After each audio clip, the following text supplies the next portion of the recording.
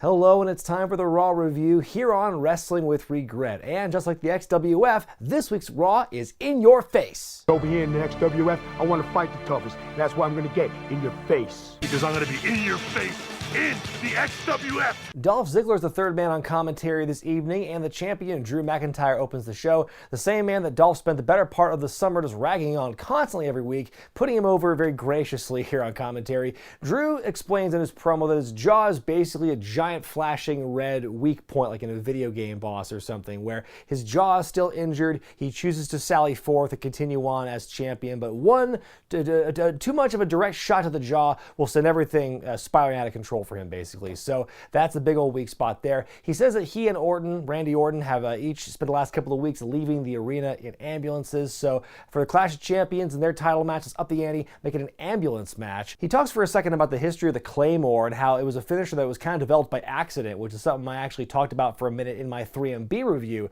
several months ago here on the channel. He pulls up this photoshopped picture of all these other victims of the Claymore who are very heavily bandaged and bruised in a hospital. Like, ooh, we're kind of like teetering toward John Cena territory here. Don't know how to feel about that. But then Adam Pearce shows up, the de facto authority figure here in the Thunderdome. He says that if Keith Lee wins in his match with Drew tonight, and because Randy Orton is questionable right now after the 3 Claymores last week, if Keith Lee wins here, and if Randy Orton is not able to compete in the title match at Clash of Champions, then Keith will take his place. And Drew with a very perceptive question of, who put you in charge here? Very good question, Drew. Then the segment ends with Keith Lee showing up to interrupt. They are both in the ring. They have kind of this nervous handshake. Drew goes to leave. Keith holds on. And then the canned audience just goes, oh, like out of nowhere. Like, no gradual fade in at all. It was just this hard cut. Like, guys, you got to do better than that. That's how the whole segment ends, with a very obvious canned oh sound effect on what could have been a very, good way to set that tension between them. But don't worry, we'll see a lot more tension between these two guys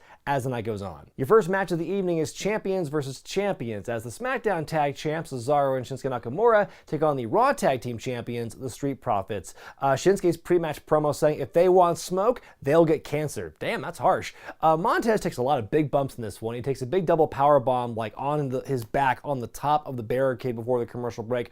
Also eats some knees to the gut from Shinsuke when he goes to the frog splash for the first time. Then the match ends in this way where it was kind of like underwhelming to me, where Cesaro hits the superplex on Ford, blind tag by Dawkins, and then as Cesaro is done with the move, Dawkins the top rope cash out splash to hit Cesaro and win the match. And that's it. Like, oh, okay, like there, the match is over now. I felt kind of underwhelmed by the result of that match. I was expecting a lot more from these two teams. It wasn't a bad match. I just felt that if you gave it like another 5 or 8 minutes, you could have really had something really to sink your teeth into. We didn't get that. It would be more of a shock. It'd be more surprise if the Street Profits won, if we didn't just see Cesaro and Shinsuke lose to Lucha House Party on Friday Night SmackDown. But I think that hopefully, this is me kind of being optimistic here, it sets things up down the line for maybe a beefier rematch, perhaps at Clash of Champions, hopefully for title unification, since they've killed so many tag teams across both shows in the last couple of weeks. Maybe a unification wouldn't be a bad idea. Backstage, Angel Garza flirts with Lana until Zelina Vega and Andrade break things up. Zelina blaming Angel for all of their problems the last several weeks, where Angel blames Andrade in response.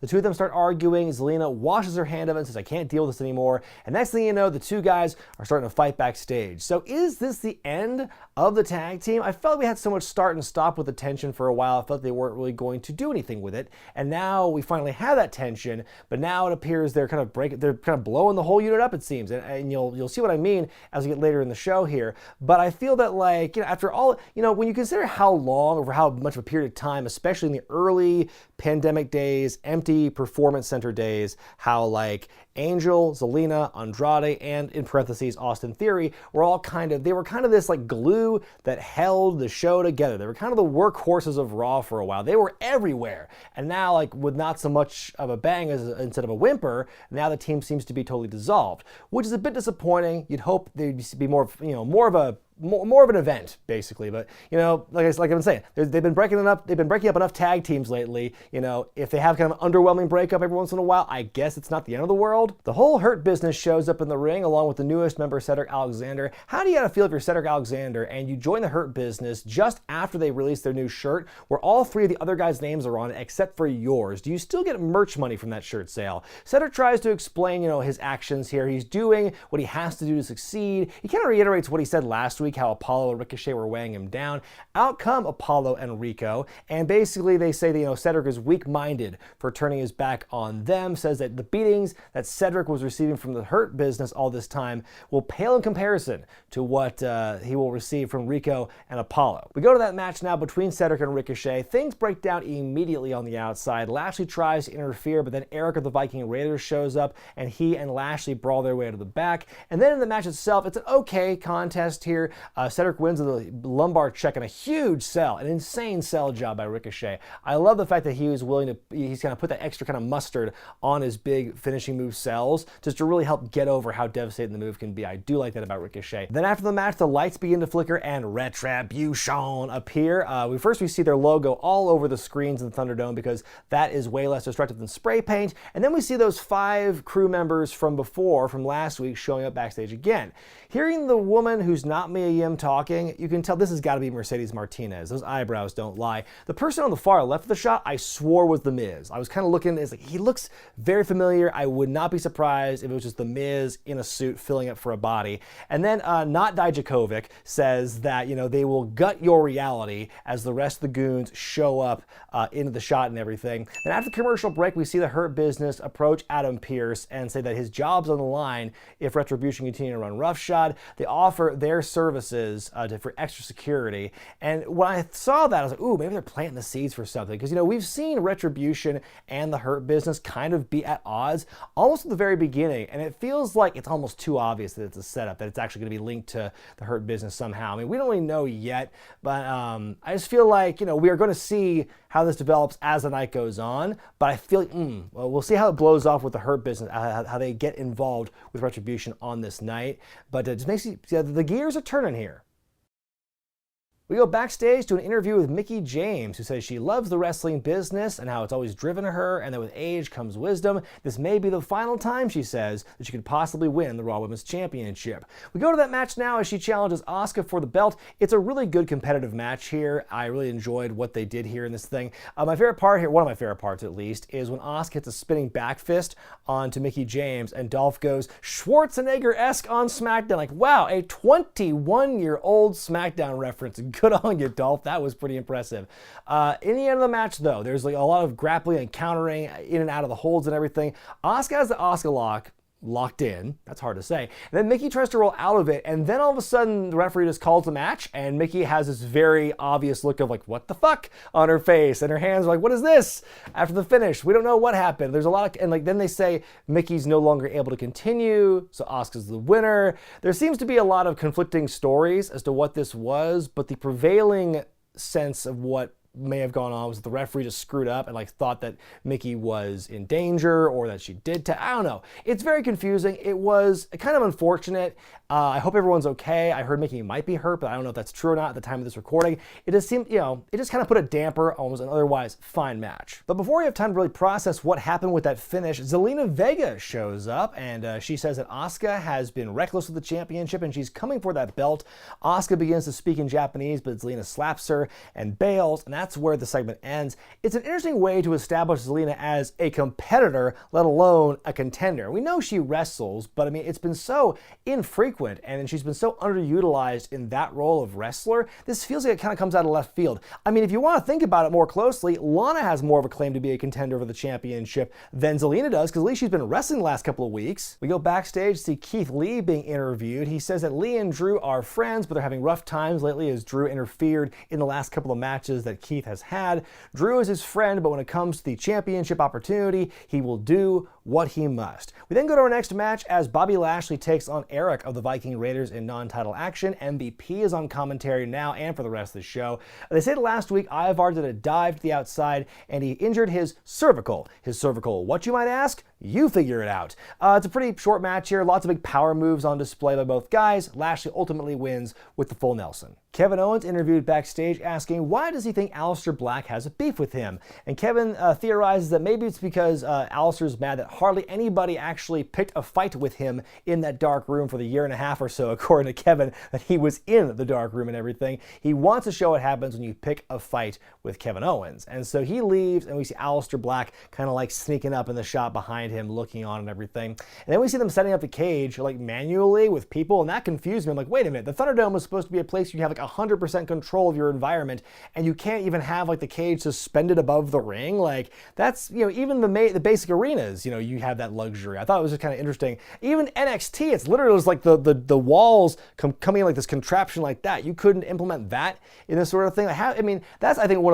of the coolest parts about any episode of wrestling that has a cage match advertised is you see the cage like hovering above, like looming and just reminding you of the dark reality that lies ahead. So that kind of threw me off for a bit of a loop. And then we see, meanwhile, more things happening as we get ready for the cage match. Braun Strowman showing up at Raw Underground. There's a commercial for Kit Kats starring R-Truth and Liv Morgan. Seth's got a chat with Murphy backstage where he pumps Murphy up and then he violently tells him to stay in the back and so he won't make his stupid mistakes again. Something I almost forgot to mention is they announced that Mandy Rose has been traded to Raw, but they don't tell you who she's been traded for, and also we have no idea what's to become of her and Otis now on SmackDown. I guess he's just busy fighting The Miz and Morrison 11 weeks in a row. We then go to our cage match as Seth Rollins takes on Dominik Mysterio. I just noticed now that Rey is wearing a Paul Stanley-inspired mask. Who knew he was a Kiss fan? Also, a bit more XWF connection there. You better get ready to rock and roll all night and party every day. You have not seen what my demons can do yet. Early in the match, Murphy shows up defying Seth's orders, but he gives him a kendo stick so he can whomp Dominik with it. A couple minutes later, Rey also gives Dominik his own kendo stick, so the favor is returned.